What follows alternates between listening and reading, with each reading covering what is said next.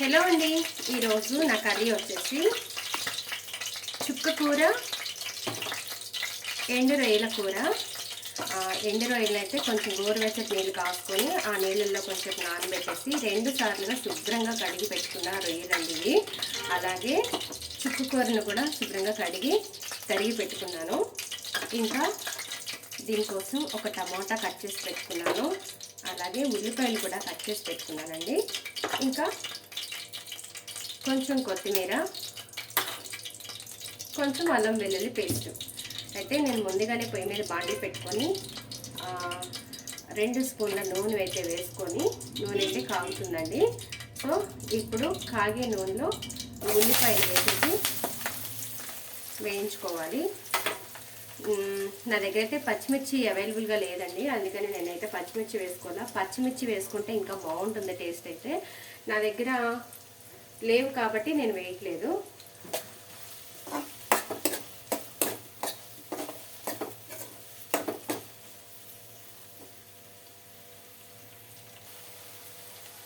Onions అయితే వేగుతున్నాయి కదండి, ఈ టైంలోనే ఈ మనం కడిగి పెట్టుకున్న ఎండు రొయ్యలు కూడా నేనైతే వేసేస్తున్నాను.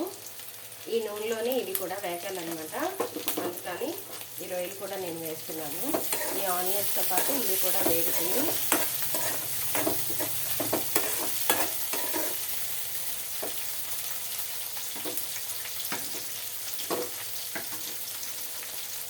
అలా వేగేటప్పుడే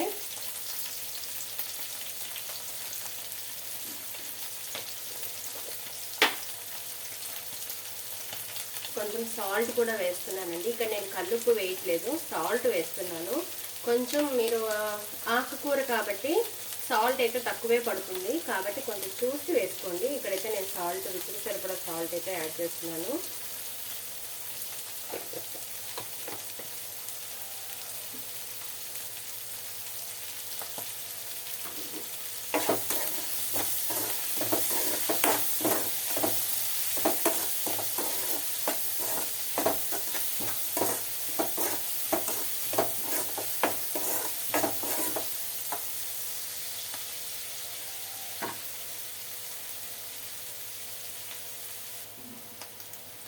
చూసారు కదండి, ఉల్లిపాయలు రొయ్యలు కూడా చక్కగా వేగుతున్నాయి.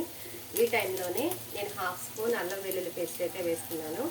అలాగే కొంచెం పసుపు,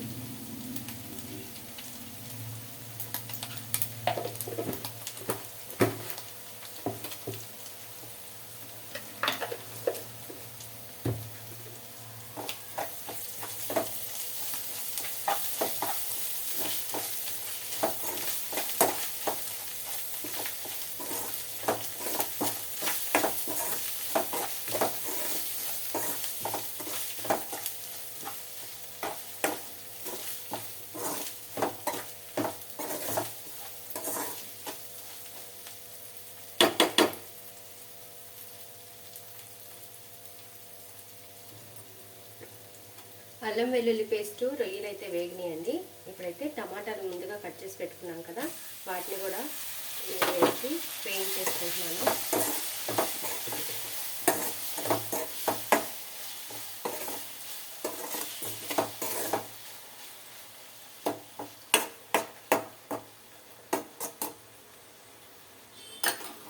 ఈ టమాటాలు వేసినప్పుడే కారం కూడా వేసుకుంటున్నానండి.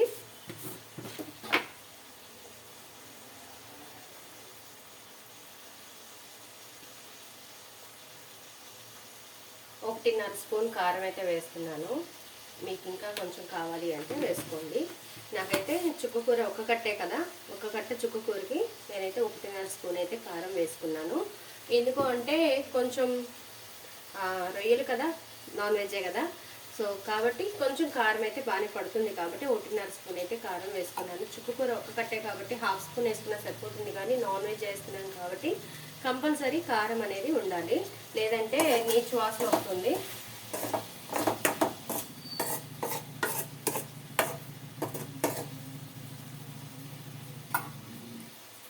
సో అన్నీ దగ్గరికి పెట్టేసాను కదా,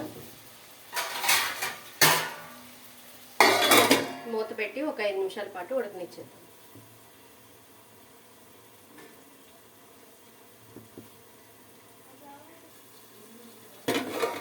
5 నిమిషాలు అయితే అయిపోయిందండి. సువాసన అయితే సూపర్గా ఉంది. ఇప్పుడు ఒకసారి కలిపేసుకొని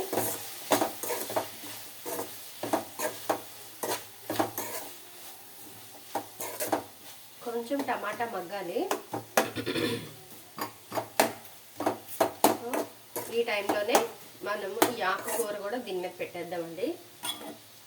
ఈ టైంలోనే ఆకుకూర అయితే పెట్టేస్తున్నాను. చుక్కకూర అండి, ఊరికే మగ్గిపోద్ది. ఇదైతే నేను సన్నగా కట్ చేసి పెట్టుకున్నాను.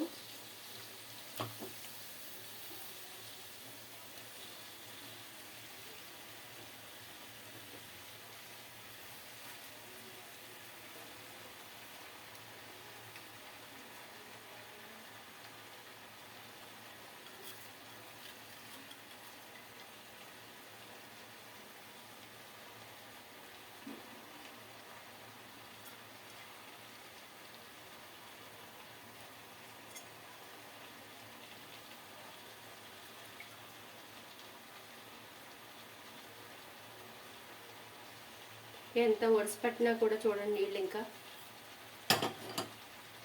జాగ్రత్తగా నీళ్ళు లేకుండా ఆకుకూర అయితే వేసేసాను. ఇప్పుడు మూత పెట్టేసుకొని ఒక 10 నిమిషాల పాటు అలా ఉడకనిద్దాము. పూర్తిగా సిమ్లో అయితే పెట్టేసేయండి స్టవ్ని. ఆకుకూర అలా ఆవిరికి ఉడుకుతుంది. ఓకేనా, 10 మినిట్స్ అయితే అయిపోతుందండి. ఒకసారి కూర ఎలా ఉందో చూద్దాం.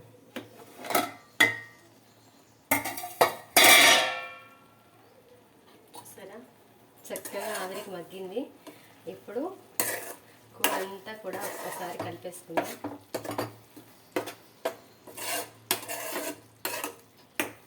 కమ్మని వాసన వస్తుందో చూసారా. ఇందాక టమాటా మగ్గలేదు కదా, ఇప్పుడైతే చక్కగా మగ్గిపోయింది.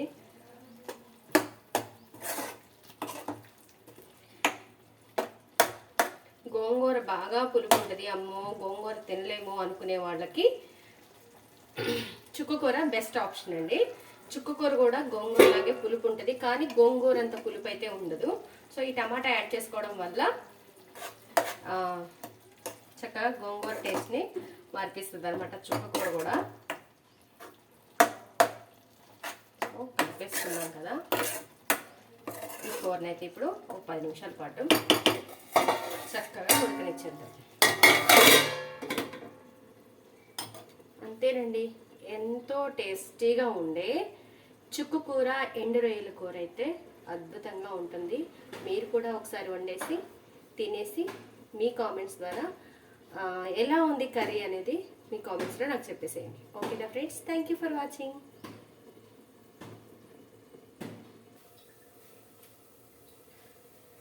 కర్రీ అయితే ఉడికిందండి, చూసారా. కర్రీ రెడీగా ఉంది. ఇంకా ఫైనల్గా కొత్తిమీర అయితే యాడ్ చేసేద్దాం.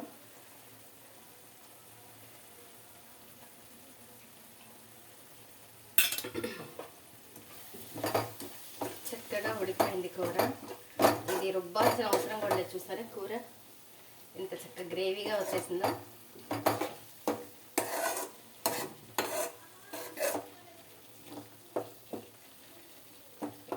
కర్రీ అయిపోయింది.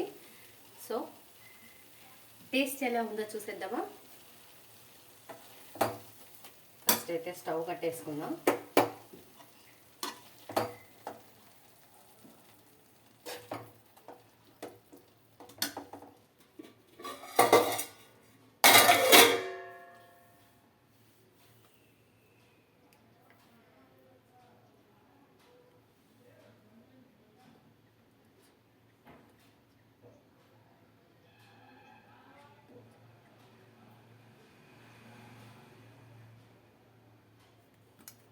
చూసారా కర్రీ అయితే అద్భుతంగా కనిపిస్తుంది కదా.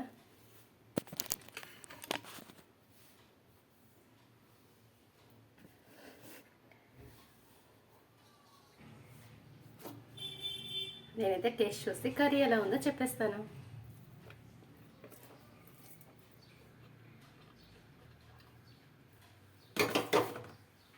కర్రీ అయితే నిజంగా చాలా బాగుందండి. గోంగూర పులుపు, అంత పులిపే తినలేము అనుకునే వాళ్ళకి చుక్క కూరలో కూడా టమాటా యాడ్ చేసుకోవాల్సిన అవసరం లేదండి. నేనైతే కొంచెం పులుపు ఎక్కువే తింటాను కాబట్టి చుక్క కూరలో కూడా టమాటా యాడ్ చేసుకున్నాను. మీకు అది ఆప్షనల్ అండి. టమాటా మీకు ఇష్టమైతే వేసుకోండి, లేకపోతే లేదు. నేను వేసుకున్న సాల్ట్ కానీ కారం కానీ అన్నీ కూడా సమపాళాల్లో చక్కగా సరిపోయింది. ఓకేనా? మీరు కూడా వండుకొని తిని రుచి ఎలా ఉందో మీ కామెంట్స్లో నాకు చెప్పేయండి. ఓకేనా friends? Thank you for watching.